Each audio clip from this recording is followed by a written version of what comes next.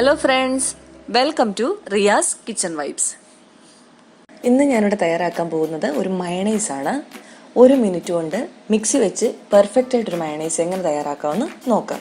ഇതിന് വേണ്ടിയിട്ട് ഞാനിവിടെ മിക്സിയുടെ ഒരു ജാർ എടുത്ത് വെച്ചിട്ടുണ്ട്. ഇതിലേക്ക് 2 മുട്ടയുടെ വെള്ള ചേർത്ത് കൊടുക്കാം. ഇനി വേണ്ടത് 3-4 പിഞ്ച് പഞ്ചസാരയാണ്. ഇതിലേക്ക് കുരുമുളക് പൊടി ചേർത്ത് കൊടുക്കാം. 1/4 സ്പൂണിലും താഴെ ഉള്ളൂ. ഇനി വേണ്ടത് അരമുറി നാരങ്ങയുടെ നീരാണ്. ആവശ്യത്തിനുള്ള ഉപ്പ് കൂടി ചേർത്ത് കൊടുക്കാം.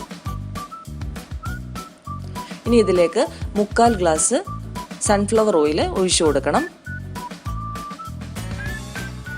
ഇനി ഓപ്ഷണൽ ആയിട്ടുള്ള 2 കാര്യങ്ങളാണ് ചെയ്യുന്നത്. ഞാനിവിടെ ഒരു വെളുത്തുള്ളിയാണ് ഇട്ടിട്ടുള്ളത്, 2ആയിട്ട് മുറിച്ചിട്ടിരിക്കുകയാണ്. 7-8 കടുക് കൂടി ചേർത്ത് കൊടുക്കുന്നുണ്ട്.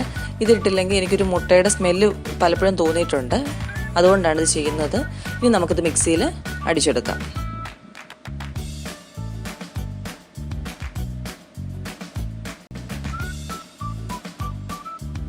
മയണൈസ് തയ്യാറായിട്ടുണ്ട്. പെർഫെക്റ്റ് ആയിട്ടുള്ള മയണൈസ് തയ്യാറാക്കി കിട്ടിയിട്ടുണ്ട്.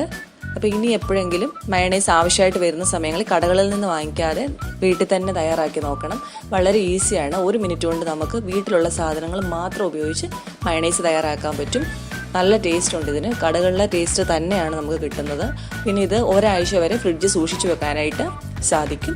അപ്പോൾ എല്ലാവരും തയ്യാറാക്കി നോക്കണം. അപ്പോൾ ഇന്നത്തെ റെസിപ്പി എല്ലാവർക്കും ഇഷ്ടമായെന്ന് വിചാരിക്കുന്നു. ഇഷ്ടമായെങ്കിൽ ലൈക്ക് ചെയ്യുക, കമൻറ്റ് ചെയ്യുക, ഷെയർ ചെയ്യുക.